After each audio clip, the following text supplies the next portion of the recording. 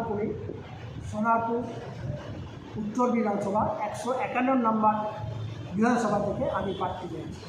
আমি সমস্ত মানুষের কাছে অনুরোধ করি, একজন শিক্ষক ডাক্তার হিসাবে তাদের কাছে প্রার্থনা করব, আমি যেন যেভাবে সেবা করে আসছি এই সেবাটা যেন আগামী দিনও করতে পারি, এই বলে আমি আপনাদের কাছে প্রার্থনা করছি, আমাকে ভোট দিয়ে জয়যুক্ত করবেন। বিধানসভা ভোটের প্রার্থী আপনি কংগ্রেসের পক্ষ থেকে, কি বলবেন আপনার বিধানসভা নিয়ে? কতটা উন্নত করতে পারবেন নিজের বিধানসভাকে জিতে আসার পর? আমি 151 নম্বর উত্তর বিধানসভা কেন্দ্রে জাতীয় কংগ্রেসের প্রার্থী ডাক্তার জগন্নাথ কুণ্ডু। আমি একজন ডাক্তার, আমি দীর্ঘদিন থেকে সামাজিকভাবে ওই কেন্দ্রে আমি বসবাস করছি এবং বিভিন্ন সামাজিক কাজের মধ্যে দিয়েই মানুষের কাছে পরিচিতি হয়েছে। আমি এখানকার উন্নয়ন বা দুর্নীতি বা কী আছে সেটা বলার আগে আমি একটু বলছি। দীর্ঘ করোনার সময় যেখানে কোনো ডাক্তার আসেনি, আজকে তার বডি পড়ে রয়েছে বাড়িতে, কোনো ডাক্তার আসছে না, বডিকে শ্মশানে নিয়ে যাবে, এমনও আপনারা দেখেছেন ওই সময় যে ধাপায় নিজে ফেলে দেওয়া হয়। একদম। তারা এই অবস্থায় আমাকে ডেকে, আমি চেষ্টা করেছি যাতে বাড়িতে নিয়ে রেখে, বাড়িতে মারা গেছে সেই বডিকে শ্মশানে নিয়ে যাওয়া হয়েছে।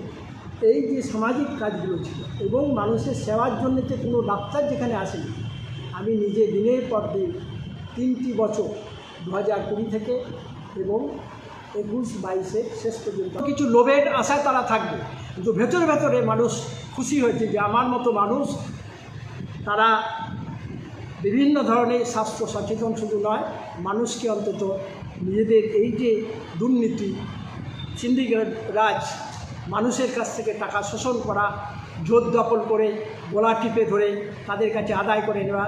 আজকে বাড়ি একটা করতে গেলে, এই যে প্রমোটার বাড়ি করতে গেলে বা স্থানীয় মানুষও যদি কেউ সেখানে জায়গা কিনে বাড়ি করতে যায়, সেখানে সিন্ডিকেট রাজের মধ্যে দিয়ে তাদের কাছ থেকে টাকা তোলা হয়।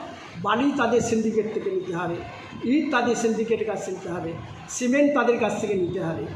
এই যে অন্যায় আমরা আর সহ্য করতে পারছি না। আমি একজন ডাক্তার হিসাবে এগুলো ভেতরে ভেতরে আমি খুব প্রচণ্ডভাবে অখুশি। তাই আমি এর প্রতিবাদ করার জন্য আমি দাঁড়িয়েছি এখানে, সাধারণ মানুষের কাছে সাড়া পাচ্ছি এবং তারা বলছে আপনার মতো মানুষের দরকার আছে, বিধানসভার দরকার। কারণ আগামী 5 বছর যারা আসবে, হয়তো দেখা যাবে বিভিন্ন লোভ দেখে এই যে বিভিন্ন ব্যাপারগুলো যেটা হচ্ছে তার প্রতিবাদ করতে হবে। আপনার বক্তব্য করে যেতে হবে 5 বছর জিতে মানুষকে শোষণ করবে, তার জন্য আমরা পাঠাবো না। আজকে আপনার মতো মানুষ এসআইআরের কারণে অনেক নাম বাতিল হয়েছে বা জীবিত মানুষ মৃত বলে প্রমাণিত হচ্ছে, ডিলিট হয়েছে। তো এই ক্ষেত্রে কংগ্রেসের নেতৃত্ব বা কংগ্রেস থেকে আপনি দাঁড়িয়ে কতটা লাভবান হতে পারবেন বলে মনে করছেন এই এজেন্ডা নিয়ে? দেখুন, এই এসআইআর ব্যাপারটা নিয়ে আমরা বরাবর বলেছি এসআইআর হোক, কিন্তু এসআইআরের মধ্যে দিয়ে যারা মৃত বা একটা জায়গা থেকে অন্য জায়গায় গিয়ে ডবল নাম রয়েছে, বা আমি কে কোথা থেকে এলো সেটা বড় কথা নয়, তার যদি ডকুমেন্ট থাকে তারা থাকবে, সেগুলো তারা প্রকৃত ভোটার থাক। কিন্তু যারা এই ধরনের অন্যায়ভাবে আমি লক্ষ্য করেছি এগুলো থেকে গিয়েছিল, এগুলো আমরা কখনোই চাই না তারা থাক, তারা এখান থেকে ডিলিট হয়ে যায়। তার কারণ আমরা দেখেছি যে যারা প্রশাসনে থাকে, ক্ষমতায় থাকে, একটা সময় এলাকায় ভোট করতে দেয় না, 12টা 1টা করে। আপনারাও দেখেছেন বোধহয় সাংবাদিকরা, বা আপনারা যারা আছেন সত্যিকারের এই জিনিসগুলো তুলে দেওয়ার চেষ্টা করেছেন। 12টা 1টার পর থেকে আর কোনো এজেন্টকে রাখতে দেওয়া হয় না। ধরুন আমাদেরও, হ্যাঁ, আমরা দীর্ঘদিন ওখানে আমরা কংগ্রেসের প্রার্থী পাইনি, কিন্তু আমরা যখন দেখেছি ধরুন পঞ্চায়েত বা আজকের জেলা পরিষদ, পঞ্চায়েত সমিতি বা অন্যান্য জায়গায় পৌরসভায় যেখানে আমরা প্রার্থী দিয়েছি, একটার পর এজেন্টকে তুলে দেওয়া হয়। এবার তারা কি করে, ওই যে মৃত ভোট বা 1000 ভোটে সামান্য ব্যবধানে তারা জিতে যায় বিধানসভা কেন্দ্রে।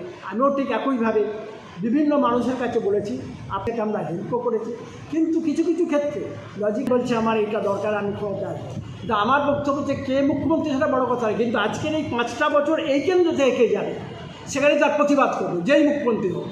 সেখানে কিন্তু তারা প্রকৃতভাবে যেন মানে বিরোধিতা করে, এই যে দুর্নীতির কথাগুলো তুলে ধরতে পারবে, তাকেই আমরা কেন্দ্রে পাঠাবো। কে ওখানে মুখ্যমন্ত্রী হলো সেটা বড় কথা। দীর্ঘ 20 বছর পর কংগ্রেস এবার প্রার্থী দিয়েছে, কতটা জেতার পক্ষে আশাবাদী? দেখুন, আমরা দীর্ঘদিন দক্ষিণবঙ্গে রয়েছি, দক্ষিণবঙ্গে আমরা প্রার্থী পাই না। খুব স্বাভাবিকভাবেই অনেক সিটে আছে আমরা ভোটের পার্সেন্টেজ পাবো, কিন্তু কিছু ভোট আমাদের দক্ষিণবঙ্গেতে আমরা পাবো। কিন্তু উত্তরবঙ্গে মুর্শিদাবাদ, মালদা বা উত্তর দিনাজপুর, দক্ষিণ দিনাজপুরের কিছু অংশ, সেখানে আমরা বেশিরভাগ সিটেই আমরা হবে, এটা আমরা মনে করি। সব সিটে বেশি না চলে আসবে এবং বিরাট একটা আমাদের দল ফ্যাক্টর হয়ে যাবে।